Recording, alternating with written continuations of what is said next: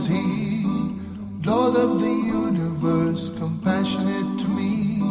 Muhammad the Prophet taught me the way to be honest and truthful throughout every day. The Holy Quran to life is my guide. Its teachings I follow, by it I abide. Islam my religion preaches good deeds, mercy and kindness to the right path it leads. I was totally deviant while going astray. No faith, no belief, lost all the way.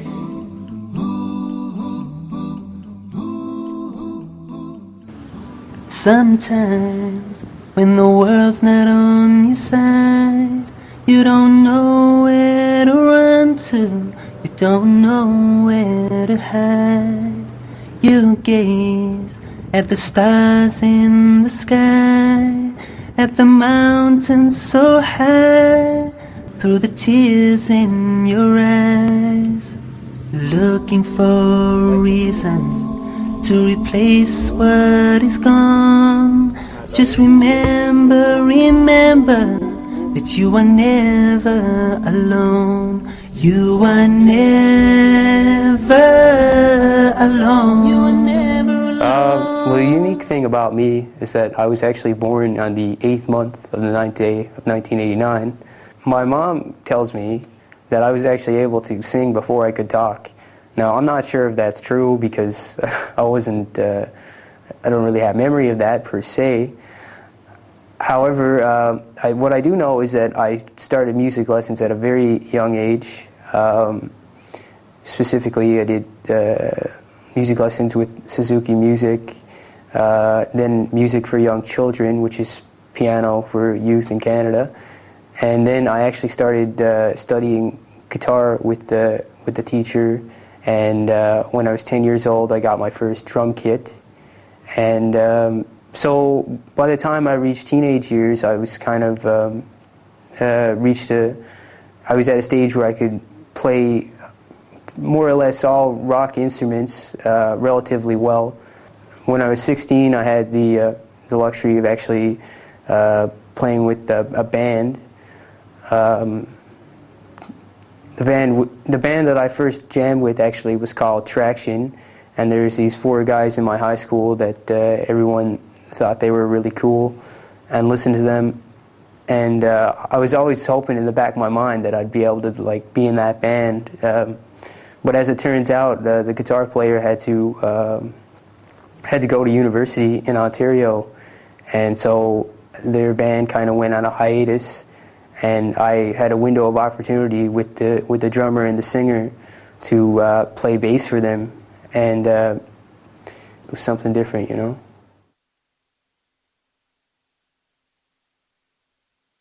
I got it in my head to join the Canadian military in the reserve army.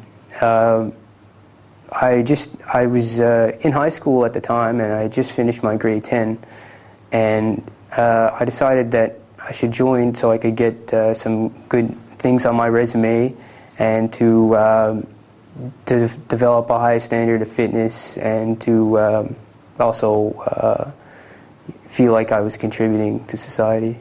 I'm sure any soldier that joins the military can appreciate their mother or their father's reaction for when they say that they first want to join.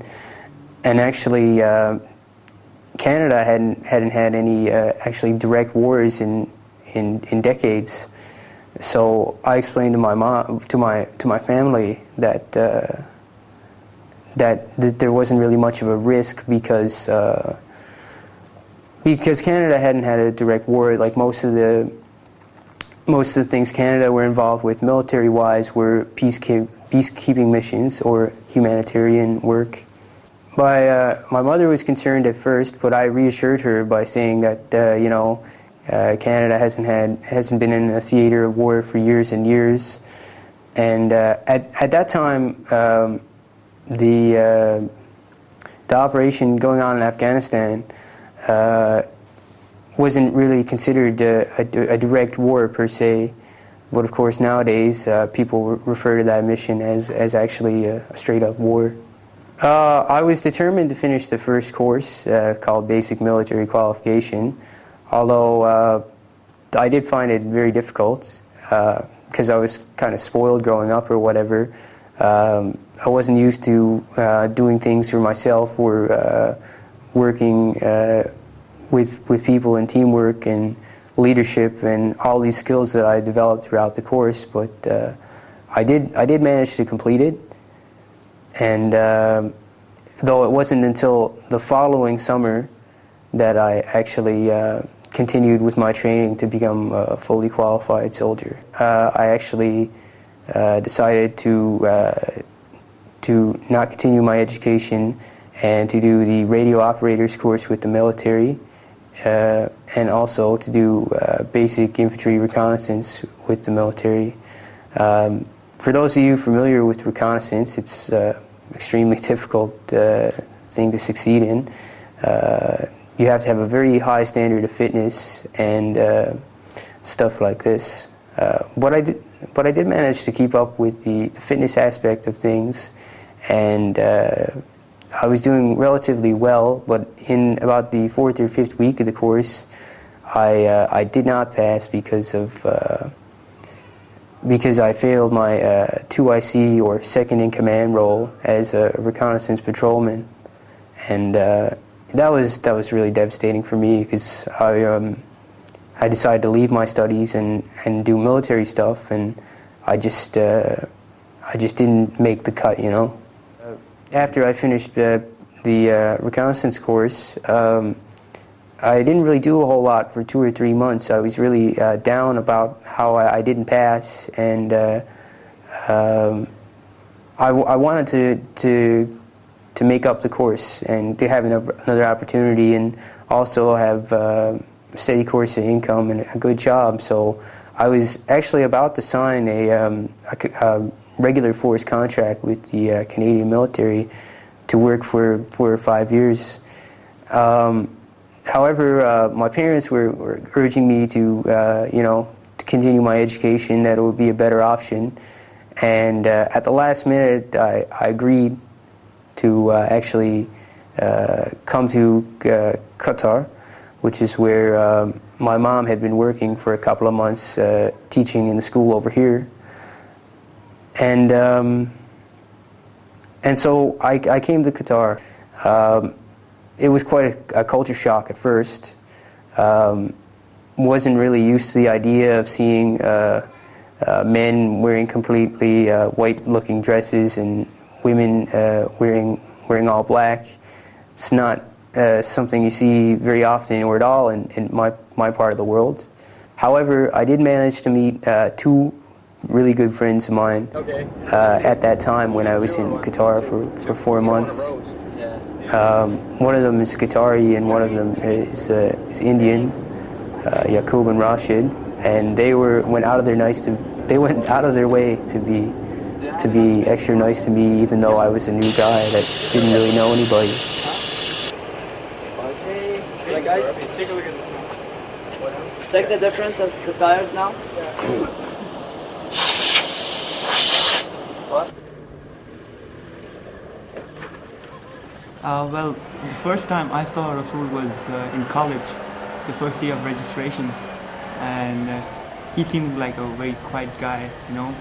Just he took his registration paper and headed over to class. Later that afternoon, I met him in my physics class, and he was quite shy actually. And then, you know, as usual, we were playing around, me and Yaqub, and we started going and troubling a little bit, and then making a few jokes, and that's when we got acquainted to him. And that's actually the first time when I met him. I thought at the beginning he's lost, or like he doesn't know about that there is a class going in half an hour. So like he was preparing and he was very quiet. He wasn't a Muslim at that time when we met him, and he didn't quite talk about religion then. And it was only later after a semester. After 2 semesters actually, he had gone back to Canada and come back. At that time he didn't really talk much about anything. He stayed to his books, and he was, as Yaqub said, he was a little lost actually. He was just quiet and he was in his own world. And he just stayed quiet, did his working class, and headed off to the bus, and he would go home.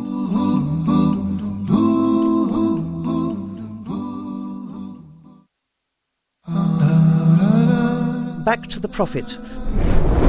Join Sheikh Amar in the program Back to the Prophet, wherein he teaches us practical lessons from the Prophet's life and how this can help us to overcome our challenges in the present. We talk about the life example of the Prophet Muhammad, peace and blessings be upon him, seeking guidance for ourselves. In the early days after the revelation of the Holy Quran, the Muslims were greatly persecuted, so much so that quite a few Muslims had to leave Arabia and migrate to Africa to live among Ahl Kitab, Christian people who followed the gospel of Christ.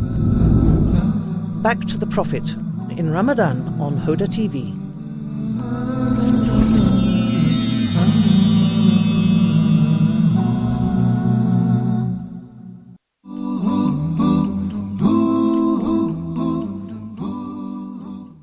It was a short time after that, actually. I was driving in the car with Rashid and Yaqub, and I started to wonder about Islam every day. I would hear the call in the morning, and I'd hear it throughout the day. And I noticed people would always go to the prayer, whereas in Christianity, people seem to neglect their prayer or don't take it seriously or as something that's essential.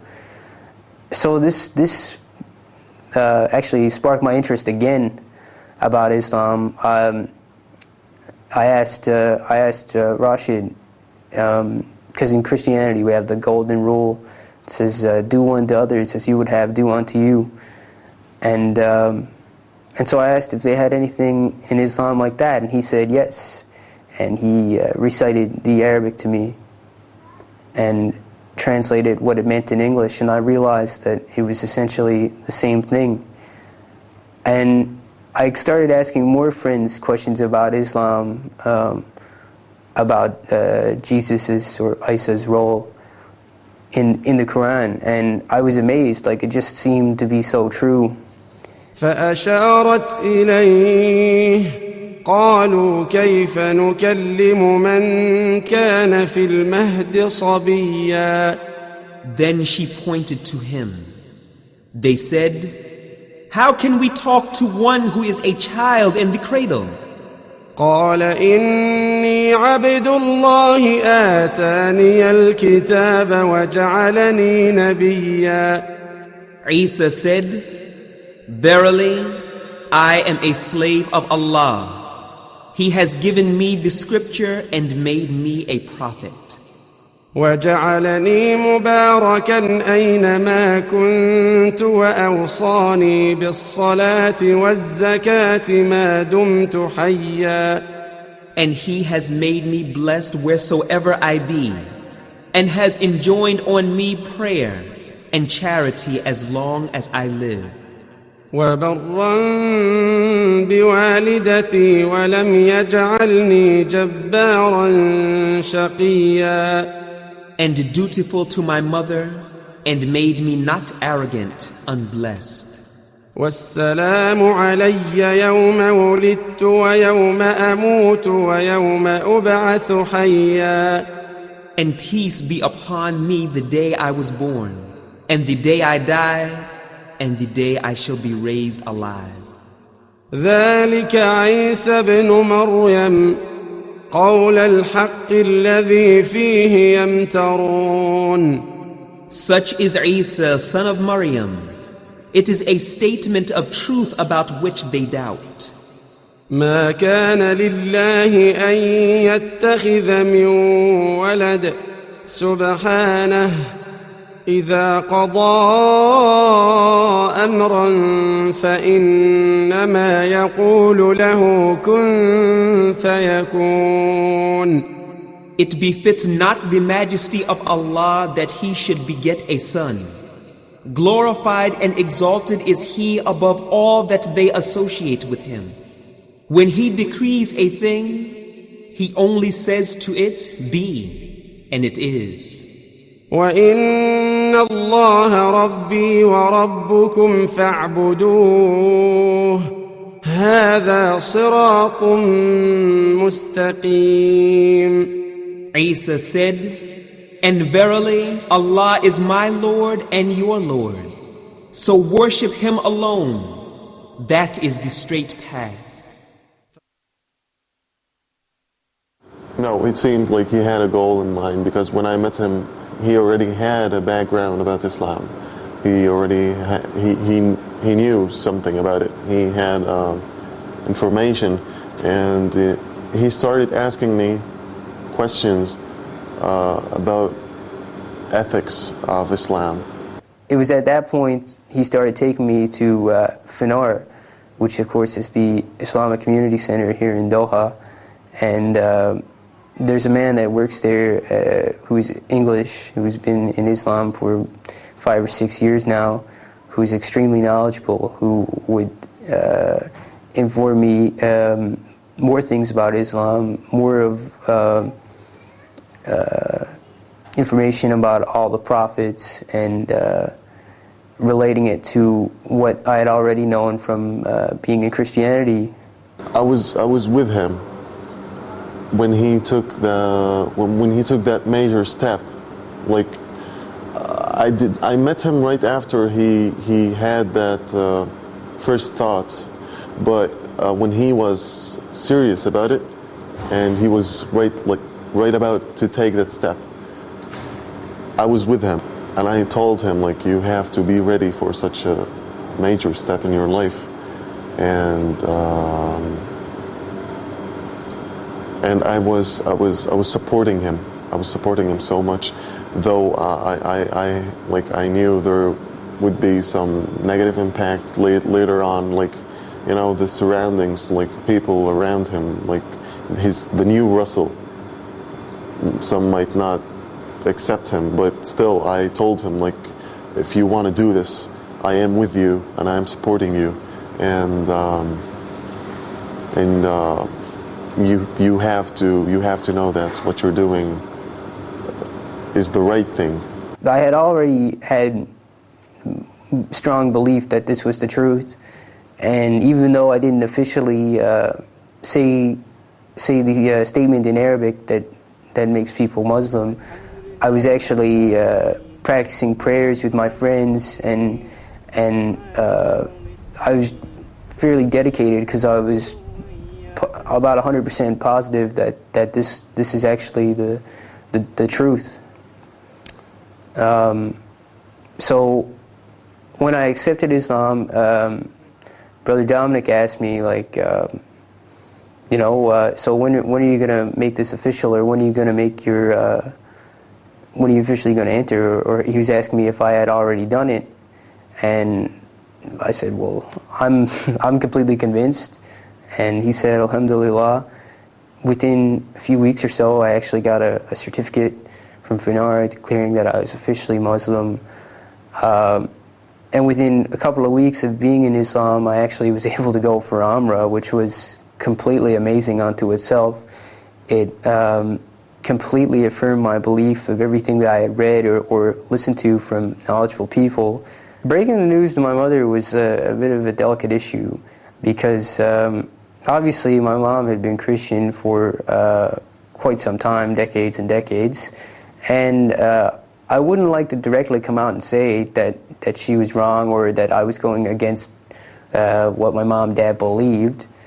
So I sort of hesitated for a bit in directly saying that I had accepted Islam, but I in my discussions, like during dinner or whatever, I would mention things like miracles of the Quran, and mention teachings from the Sunnah, and these sorts of things, just to sort of gauge her reaction for it. And I noticed that some stuff she was actually impressed with. So, but still, I didn't quite break the news to her just yet. After spending a day out in the desert with her and some of her students from her class at college, I asked her, could she come to a dinner with me? And I just called one of those private drivers, and we came to Sheikh Abu Saad's house, where actually a man named Yusuf Estes was staying with him. نعم، أنا كنت في زيارة لأحد الأخوة فوجدته لديهم جالس، فتحدثنا معه ووجدنا أنه قريب عهد بإسلام، ومن باب الاهتمام به وتعليمه فقد تم التعرف عليه وزارنا، وبعد ذلك التقينا مع الأخ الداعية يوسف إستس في البيت عندنا، وتم التحدث معه عن الإسلام وعن هذا وتثبيته على الدين الإسلامي، وكان لديه رغبة في دعوة والدته إلى الإسلام. For those of you who don't know Yusuf Estes, he's a man that actually was a preacher in Christianity before he entered Islam, and he told this amazing story to my mom and talked about many of the miracles that exist in the Quran, about how things about how the process of how a child is developed, and all of the science that exists in the Quran, all the amazing things that are written, and how they're proven to be true.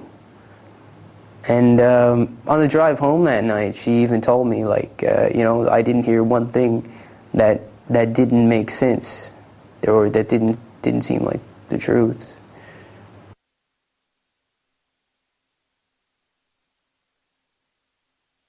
Even though up at that point in my life I didn't know a whole lot about Islam, I knew how difficult it was for some people to actually make that journey to Saudi Arabia. Some people wait their whole life and don't get to do it. So even though I wasn't that at that high level of awareness of how significant being in Mecca or being in Medina really is, I knew it was something that if I didn't take the opportunity to do it, then who knows if I would ever get to do it again, sort of thing. So I told my dad I was going. He was just telling me, Russ, like, be careful, and he seemed pretty worried about it. And I actually know the exact reason why he was worried about it is because they aired this movie on CBC, it's a Canadian station, whereby a man is working or in Saudi Arabia, and the conditions are bad, and he actually has to put himself in a mailing container and mail himself out of the country.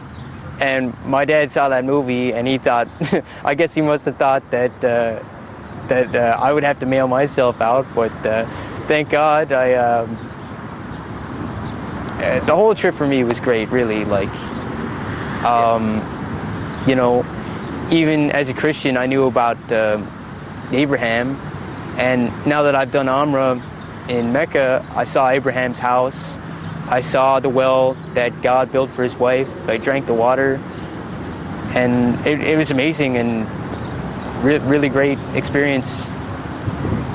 Certainly I wasn't used to wearing the ihram, because I've never worn anything like that before. Usually I'm a jeans and t-shirt type guy, but I mean, I had the bottom on fairly secure, so that was a relief, and the top did come loose a couple of times, but I was able to correct it relatively quickly, and it was good.